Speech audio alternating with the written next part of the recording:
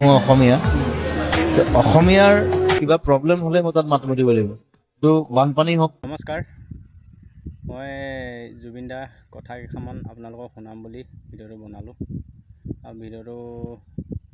আৰু জুবিন দাৰ কথা কেইটামান আপোনালোকে শুনি লওকচোন। শিল্পী হিচাপে সামাজিক দায়বদ্ধতা থাকিব লাগিব এজন শিল্পীৰ, কাৰণ শিল্পী এজন মানুহে জন্ম দিয়ে, ৰাইজে জন্ম দিয়ে।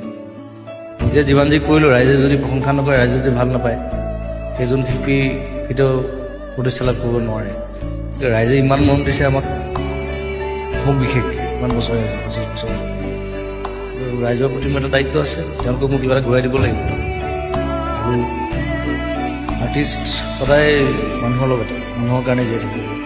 মই অসমীয়া, অসমীয়াৰ কিবা প্ৰব্লেম হ'লে মই তাত মাত মাতিব লাগিব। তো বানপানী হওক, কিবা হওক, কাৰোবাৰ বেমাৰ হওক, কাৰোবাৰ কিবা প্ৰব্লেম হওক, প্ৰথমতে মই থিয় দিম। সেইটো মই মোৰ কৰ্তব্য বুলি ভাবোঁ আৰু মোৰ ঘৰত সেইটোৱে শিকাইছে যে মানুহক সদায় সহায় কৰিব। সৰুৰে পৰা মোৰ দেউতাও তেনেকুৱা, মোৰ মাও তেনেকুৱা আছিলে। ত' সেই ধৰণে ডাঙৰ হৈছোঁ আৰু সেইটো বস্তু এৰিব পৰা নাই। যিকোনো প্ৰব্লেম হওক মই সদায় ওলাই যাওঁ আগত, মই থাকিমেই সদায়, সদায় থাকিম। আমি হ'লোঁ জুবিন দেশৰ মানুহ। জুবিন দাই আমাক শিকাই থৈ গৈছে মানুহৰ বাবে। মানুহে মানুহক যদি সহায় নকৰে, কৰিম কাক আমি।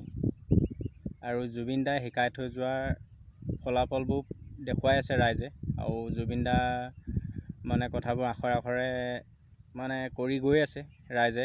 আৰু আপোনালোকে দেখিছে শিৱসাগৰ, নাজিৰা আৰু যোৰহাট এনেকৈ কেইবাখনো জিলাৰ বানপানী হোৱাৰ বাবে অলপ মানুহৰ সমস্যা বেলেগ হৈ গৈছিলে।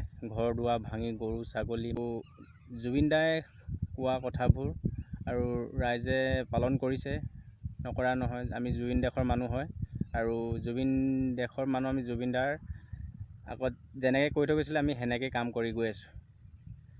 জয় জুবিন দা, জয় অসম।